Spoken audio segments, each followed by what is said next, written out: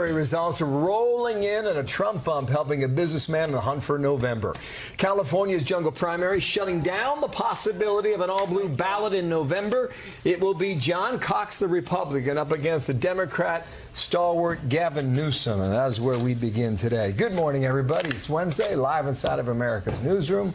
I'm Bill Hemmer, and welcome to our program today. Energy from you on this Wednesday morning, Hemmer. Okay. What a night last night was, by the way. Yes, indeed. Big election. I'm Sandra Smith. Cox will be looking to upset Newsom and become the first Republican to win a statewide election in a decade. President Trump has endorsed Cox in a race where the president's policies are looming large.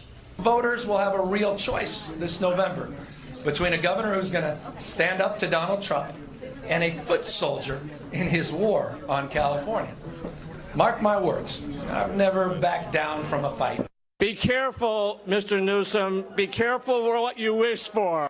It wasn't Donald Trump who made California the highest tax state in the country. It was Gavin Newsom and the Democrats. Well, meanwhile, Democratic Senator Dianne Feinstein easily winning her primary, fending off more than 24 challengers in that primary battle. Peter Ducey's watching it all live in Del Mar, California, and a lot of attention on the battle for the House. Any surprises thus far? Peter, good morning. Good morning. Democrats managed to claw their way onto the ballots in a handful of House districts that they want to flip so that they can win back the House potentially in November, after fearing in some places that Democratic candidates would finish too low to make it all the way to November. In several GOP-held districts in Orange County, for example, with open seats, the Republican hopefuls did come in first place, but they will have Democratic challengers. And then in the very competitive race to challenge Republican Congressman Dana Rohrabacher, the incumbent Rohrabacher was first place by a mile. And after last night, vulnerable Republicans worried about Democrats swiping their districts found out that Republicans everywhere are going to have an extra incentive to turn out and vote in November when it counts, because there is a Republican choice for governor, John Cox, who could boost enthusiasm. It does not appear, though, that there's going to be a Republican option on the Senate side of the ballot, where Dianne Feinstein collected almost 44% of the votes so far, just 4 months after failing to earn the state party's endorsement, as its leaders were looking for someone more progressive. Second place right now is the state Senator Kevin De Leon, who is further to the left than Feinstein. So what do we know at this hour, early hour in California, about widespread problems at the polls yesterday? There was a printing problem, Bill, that left 118,000 voters' names at 1,500 precincts in Los Angeles County off the ballots. And one of the Democratic gubernatorial candidates, Antonio Villaraigosa, who used to be the mayor of Los Angeles, thought that this problem was so bad that officials should leave polling places open until Friday so that anybody who got turned away could go back and cast a provisional ballot. But Villaraigosa quickly got over it as he realized he was going to finish so far outside the top two, where you have to be to advance. So he conceded and has already endorsed Gavin Newsom. Bill. A lot of fallout from California. Thank you, Peter Ducey. A lot more on this coming up next hour. Here we will talk with John Cox, live, candidate for California governor. Can he become the first Republican to win a statewide race there in about 10 years? So we'll put that question to him and more. Sandra. Forward to that. Meanwhile, fired Deputy FBI Director Andrew McCabe now looking for immunity from a top investigative committee. And if he doesn't get it, he could very well plead the fifth when he sits down with them next week. Kevin Cork's live on the North Lawn. Kevin, what does this request for immunity tell us about McCabe's legal predicament? Well, it is significant. Understand this. The former deputy director is asking for immunity, as you point out, ahead of that Senate hearing because he wants to make certain that he doesn't add to his already significant legal jeopardy. This, of course, is in exchange for his testimony about the Bureau's handling, Sandra, of the investigation into Hillary Clinton's use of a private server for official business. Here's his attorney. He says Mr. McCabe is willing to testify, but because of the criminal referral, he must be afforded suitable legal protection. Accordingly, we hereby request that the Judiciary Committee authorize a grant of use of immunity to Mr. McCabe. That's from Michael Bromwich, his attorney. So here's what Chuck Grassley had to say in response.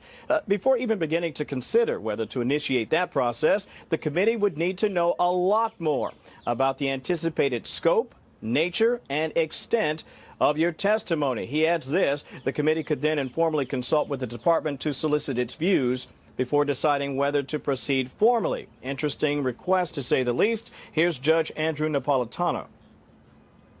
It is very, very unusual. I have to tell you, unheard of for the #2 person in the FBI saying, you want me to testify? Give me immunity. And quite frankly, this is not the way you get immunity, by writing a public letter. You quietly go to whoever in Congress wants you to testify. You negotiate with them. Sandra, the AG, Jeff Sessions, who fired McCabe, is reportedly weighing criminal charges after receiving the report on McCabe from the Office of Inspector General that perhaps he was less than forthcoming with investigators within the FBI. Now, all this, of course, is happening as there are new concerns today that the DOJ and FBI are sort of slow-walking the release of that IG report. But know this: the president has the authority to review that IG report without any redactions if he chooses to do so. And some more personnel changes. Kevin, what's the White House saying about the departure of an aide who made headlines for her comments about Senator John McCain's illness? Yeah, Kelly Sadler is the name you're referring to. She's out here at the White House after making comments about Senator John McCain's illness. A very difficult circumstance for her and indeed for White House officials, because this is someone that was valued in some corners here, but also someone that had her share of detractors inside the building. Let me share what Raj Shah has to say. He said she is no longer employed within the executive office of the president. Of course, Raj is the principal deputy press secretary. Now, you may remember Sadler reportedly said last month of the ailing senator who didn't vote for Gina Haspel that, well, he's dying anyway, trying to infer that his vote didn't matter. Unseemly, to say the least, and so she is out, although we just heard Kellyanne Conway say that she could end up in a different position within the administration, just not right here. Sandra? Kevin Cork, thank you. We'll wait for more news on that. Meanwhile, back to the former FBI Director McCabe. Jonathan Swan, national political reporter for Axios. How you doing, Jonathan? And welcome back here on America's Newsroom. How are you? I'm good. Thanks for having me. Excellent. The case of immunity, what based on your reporting at the White House, what would that suggest possibly with McCabe? Well, I think the first thing to point out is there's almost no chance that I can see that he will get immunity, that it would require a huge leap, and you saw that in the Grassley letter, for him to give immunity to someone who may have things to share that could be criminally relevant. So I don't think there's much of a chance of that happening. There seems to be a much higher chance of him not testifying at all. But the really important question is, what's in this IG report that's coming out? I just spoke to somebody familiar with the report. They said it's not going to come out this week.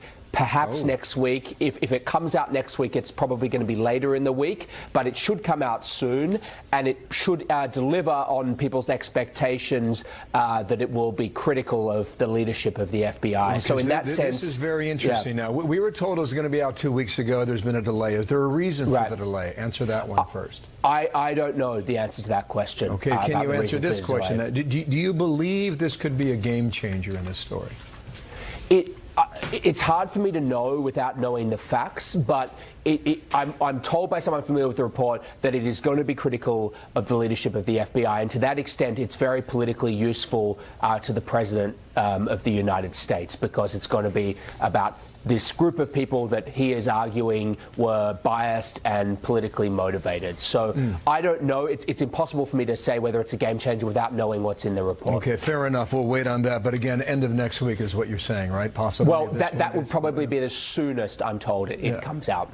Yep. My understanding is, by law, they cannot interview former employees. So the IG, the Inspector General, would not have interviewed James Comey, correct? I didn't know. I'm not sure of that element of the law, so I can't speak to that. It could be a very important point, so we'll follow that. Right. Meanwhile, Brad Pascrell was on last night with Martha, talking about the whole issue of collusion, which may come up in the IG report as well. We'll see. But here's what he said about that.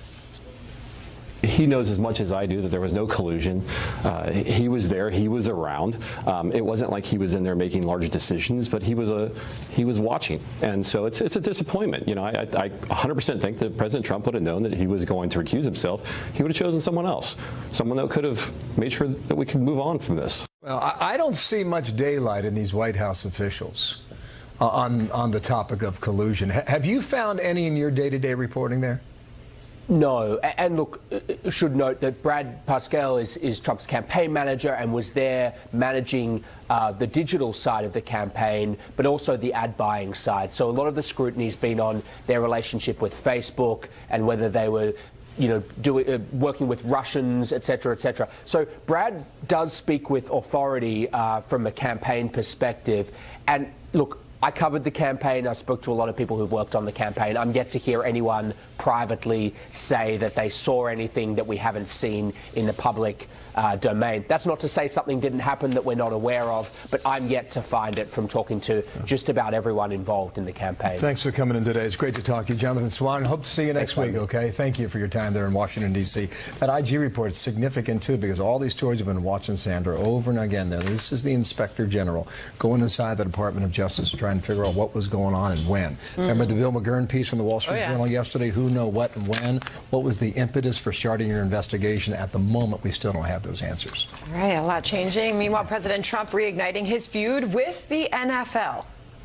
The Eagles are the ones that changed their commitment at the last minute. The president felt it was appropriate to change the event to be a ceremony to celebrate our country. The president disinviting the Super Bowl champion Philadelphia Eagles from the White House, and now in under 2 hours, the team is expected to speak out for the first time since that ceremony was canceled. Also, we have stunning new revelations out this morning that Facebook actually shared data with a Chinese firm that's been deemed a national security threat. What's going on with that? We will get details in a moment. A lot of questions there. And Mitch McConnell canceling August recess for senators and blaming, quote, historic. LifeLock now includes Norton to help protect you from even more threats. Join now at LifeLock.com. I've canceled the August recess. We have a lot of important work to do as a result of unprecedented obstruction. I hope we'll get greater cooperation, but everybody should anticipate that we will be here as I announced today. Well, that's a headline. Senate Majority Leader Mitch McConnell going to keep the Senate working longer this summer, blaming Democrats, as you just heard. Says a lot of work is still left to be done. A bit earlier today, I spoke with the House Majority Leader, California Congressman Kevin McCarthy, about all this. Kevin McCarthy, good morning and welcome back here to America's Newsroom. Good morning. Thanks for having me back, Bill. What does Congress get done in August? Well, one thing that you found, I noticed Mitch McConnell said the Senate is going to stay in August. And the Senate has 503 bills that have passed the House sitting over there. And one of the reasons why they have so many bills sitting there is that the Democrats are delaying anything. So if you look at the number of cloture votes just on the nominees for President Trump, if you take the last 6 presidents, the total number of cloture votes for nominees was 24 combined. They had 100. That means they have just delayed everything. So what Mitch McConnell said, if Democrats just want to stop everything, then we'll stay here in August. I get it. Okay, so Schumer got very upset. He fires the first shot. You got 2 months to figure this out. But people like Bill Nelson on the Democratic side say, you've got the majority. You've got control. How do we understand that, sir? Well, I don't know what control means in the Senate when they allow 60 votes, when we had passed 12 appropriation bills to fund the entire government, and the Democrats voted to block, not against the bills, but for them even to come up to be debated. To me, that's just trying to stop everything, and that's what Schumer tries to do. Remember, it was the Democrat, Schumer, who shut the government down. And so this has been a real challenge over on the Senate side because that minority does use the rules to stop everything, just as they've done with all the nominees for this president. The last 6 presidents combined, only 1/4 of what they've done with this Democrat minority over in the Senate. So McConnell is right to push Schumer, and he's upset because it's going to be humid here, and because they haven't done their work. They have 503 House bills that they can take up. Well, the president's on your side. He tweeted this. Mitch McConnell announced he will cancel the Senate's August recess. Great. Maybe the Democrats will finally get something done other than their acceptance of high crime and high taxes. We need border security. Speaking of border security, how are we to decipher the results from California last night? A lot is still outstanding, especially in Southern California in these House races. But how do you see it in your home state? I see it a very big race for Republicans in California last night. You've got to understand, California has what is called the top 2, and it's an open primary. So anybody can vote for anybody. Well, you know what? A Republican just got through for the governor's race. And a little story that no one's talking about right now. A state senator, Democrat, just got recalled. A Senate seat in California is bigger than a congressional seat. It's 1 million people. And it was all over one issue. When the Democrats took over, they passed a gasoline tax. So California has the highest gasoline price in the nation. We just recalled that state senator, elected a Republican, Ling Chang, and that same ballot initiative is going to be on in November, where the Democrats are going to have to defend raising your gasoline tax while Republicans are saying we're going to repeal that. So and if you look at all those, yeah, it's an interesting byline there. So what you're arguing is that issue alone could help drive Republican turnout in November, and then that would affect down ballot. Even if John Cox is not able to beat Gavin Newsom to the governor level, you would argue that you can push more Republicans to vote in November. Is that what you're saying? Exactly. And if John Cox just simply ran on repealing the gasoline tax, which the initiative's on the ballot, would he help put on? I want to see how the Democrats defend that when they even got recalled over it. Now let's look at the congressional races. The congressional seat that currently held by a Republican that Hillary Clinton carried by the highest margins, 15 points. There was only one Republican and one Democrat running for that. David Valadao, he got 63% of the vote when anybody can vote for anyone. The registration there for Republican is 28. Why do you think that's happening? He beat him by more than 20. Because you know why? Republicans are getting the job done. We have the lowest unemployment. We just tied it for the last 50 years. Only 7 months in the last 50 years has unemployment ever been below 4%. We just did that for the last 2 months. You look at small business, starting a new small business, it's at the highest level of people thinking the opportunity is now. This is some of the best economy we have seen in our lifetime. And I know it's going to be your message. And look at what we've done with the VA. Yeah. It'll be your message too come November. I'd love to talk about the VA and so many other things. I'm out of time for now, but thank you for your time. You know, California, it represents so many of the stories that are all across the country right now, and so there will be a keen focus on the Golden State. Sir, thank you. Come on back, okay? Kevin McCarthy there in Washington. Thank you for your time. Breaking news on yet another major concession made by the Obama administration to Iran during nuke deal negotiations. Why we are now learning Tehran got the green light to access our U.S. banking system. That report straight ahead. Plus, Benjamin Netanyahu meeting in London right now, trying to convince the rest of the European leaders to walk away from that deal. Details on that as well. Plus, an armored military vehicle stolen as the driver leads dozens of police officers on a 2-hour chase. In pools. Remarkable pools. Remarkably affordable. Breaking from overnight, rescuers now scrambling for some 200 people still missing after a second eruption of that volcano in Guatemala. The blast sending ash and smoke more than 16,000 feet into the sky. So far, at least 75 people are dead, more than 40 injured, and several of those are now still being treated, and some of them are being treated in the state of Texas. It's the largest eruption of this volcano of fire, as it is called, going back to 1974. New fallout for Facebook, the social media giant revealing that it has data sharing agreements with at least 4 Chinese electronics manufacturers, one of which has been labeled as a national security threat by the U.S. government. A Facebook VP addressing the situation saying, quote, all Facebook's integrations with Huawei, Lenovo, Oppo, and TCL were controlled from the get-go, and Facebook approved everything that was built. Given the interest from Congress, we wanted to make clear that all the information from these integrations with Huawei was stored on the device, not on Huawei's servers. Let's bring in Brett Larson, morning anchor on Fox News Headlines 24/7. And I know, just like all of us, we were shocked to learn of another data breach. Here we are again, yes. And this one, with the national security angle of it, it really begs the question of what they are doing and not paying attention to at Facebook. This is now twice in a week that we have had these data breaches, or not necessarily a data breach, but these data sharing agreements been made public by Facebook. And it is, again, cause for concern, and we have to, again, sit down and ask questions. And you really have to start to wonder. I get the Wild West mentality of the technology industry. I get that you're doing something new, and none of this has been done before, and there's no rules necessarily in place.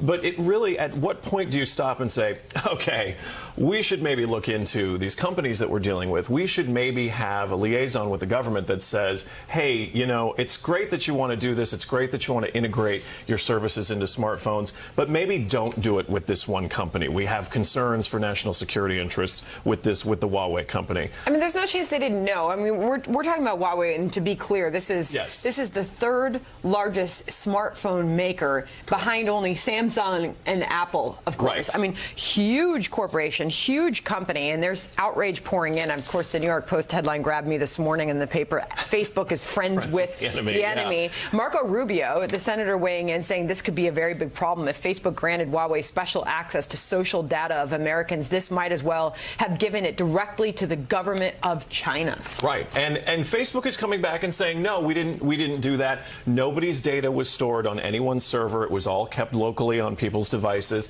And we explained on Monday why they're doing this. This was back before we had the app stores of both for Google Play and the iTunes App Store. This is when they wanted to integrate Facebook into their smartphones, which makes sense. All of those reasons make sense, except for why did you go to a company that is on But a now you national hear security Congress list? saying, okay, if Mark Zuckerberg, Facebook, the company's going to have to sit down and answer more questions. But we know what happened when Mark Zuckerberg sat down. It went on and on and on, hours of testimony, and really, has anything changed? Nothing has changed. John Thune is demanding that Facebook's the senator. Facebook provide Congress with details about its data partnerships. Facebook's learning hard lessons, he says. That meaningful transparency is a high standard to meet. So you just wonder, I mean, what happens next? What happens next? I mean, they talked a little bit about legislation with Facebook. I think we as consumers need to be savvier with the data that we are sharing, and we also need to be better informed rather of where our data is going and who has access to it. Facebook is really pushing the government on this to where the government's going to have to come back and say, all right, enough, guys.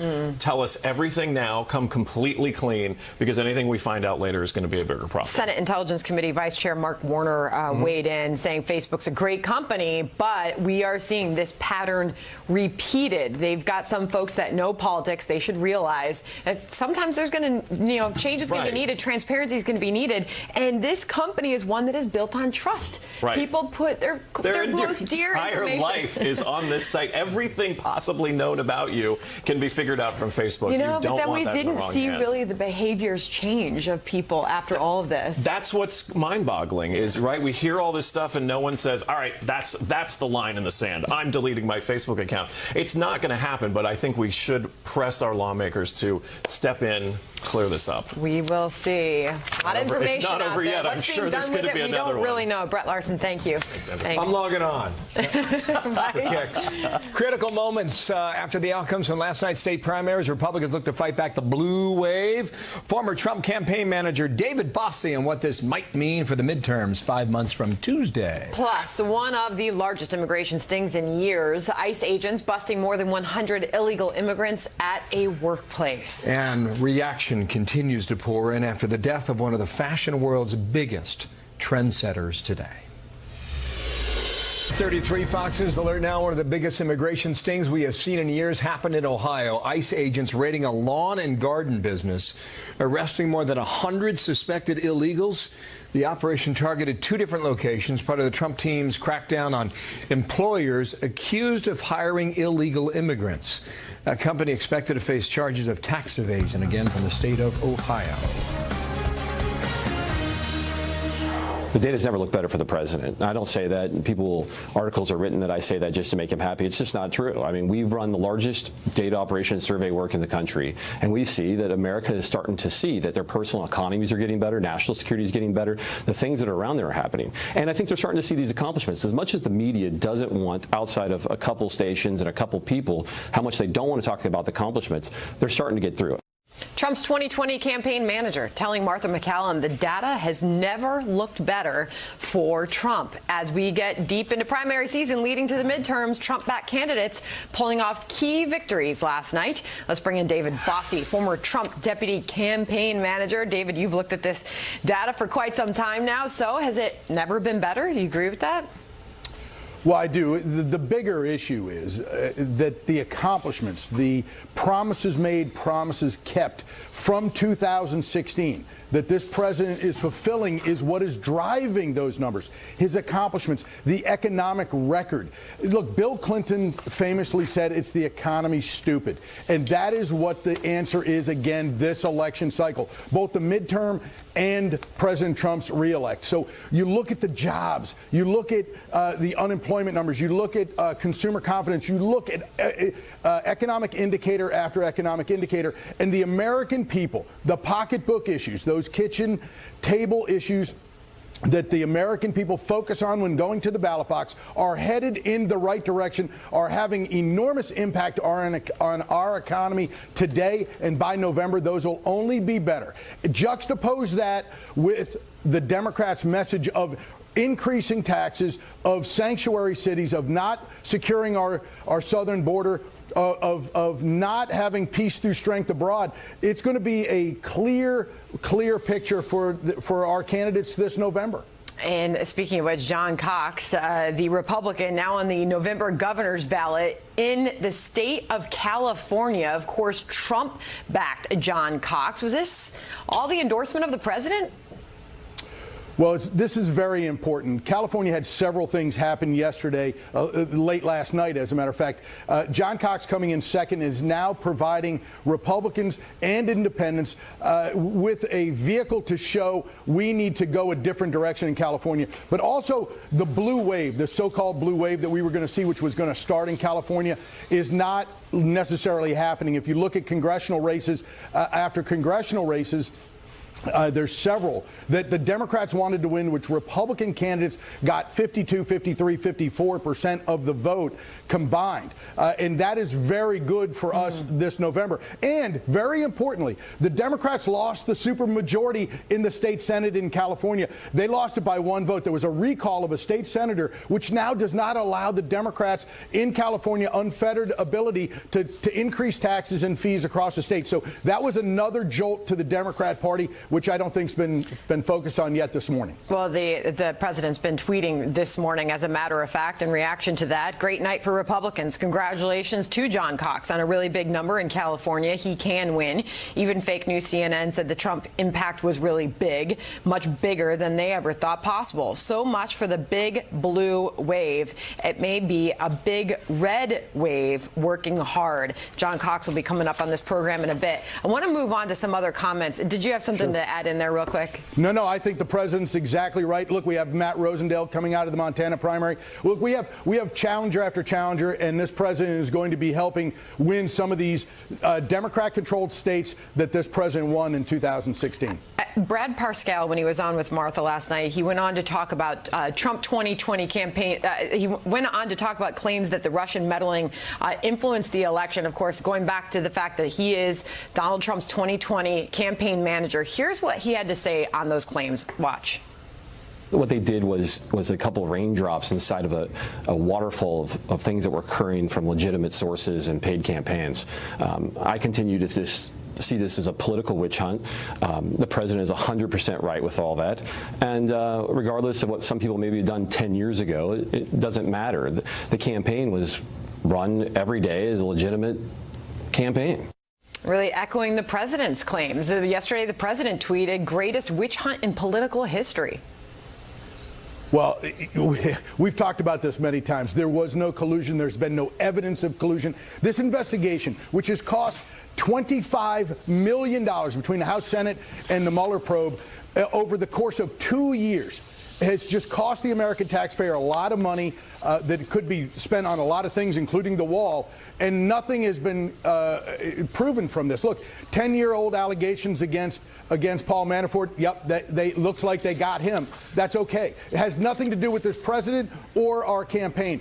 Look, what really is important, what's really important in this new piece of evidence that's coming forward today is that McCabe may be trying to offer evidence on Comey and others in return for immunity. Those are important facts. Those are facts which the American people need to learn a lot about, because a proffer from McCabe, and then maybe a proffer from James Comey, because Comey is not going to sit idle while McCabe's trying to get an immunity deal on on evidence related to him. So this is now going to change the dynamic of this case, and I think this breaks it wide open. All right, and of course you're referencing back to the former deputy FBI director who's asking for immunity.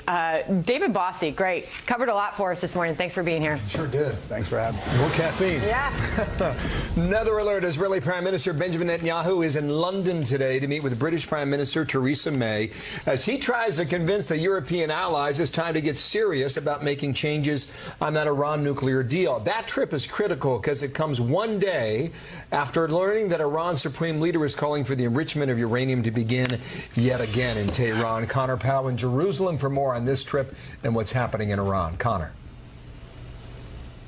Yeah, Bill, before Prime Minister Netanyahu left Israel for Europe, he joked that he had two topics he wanted to talk to European leaders about, Iran and Iran. Of course, Netanyahu wants Europe to pull out of the Iran nuclear agreement and follow America's lead on that. But he's getting some stiff pushback from European leaders. Already, both Angela Merkel, the German chancellor, and Emmanuel Macron, the French president, have said that they intend to stay in the Iranian nuclear agreement. This is something that we also expect to hear from British leaders when Netanyahu meets with them today as well. Now, European leaders have said they're open to modifying the agreement, but they are angry that both Netanyahu and the Trump administration have said that it has to be canceled. It has to get out. They have indicated they want to stay, but there's a bit of a game of chicken going on here. The U.S. has said that the next round of sanctions on Iran will go into place in August. And European leaders, though, have said that they intend to honor the Iran nuclear agreement, meaning that European companies could be sanctioned or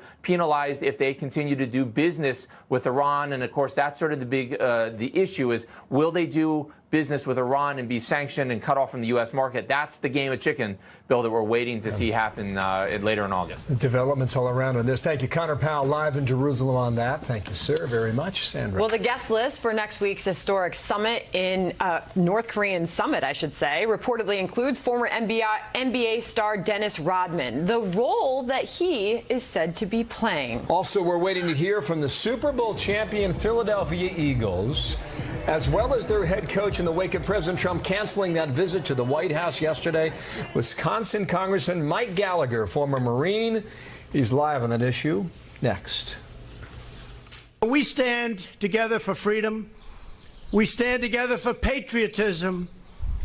And we proudly stand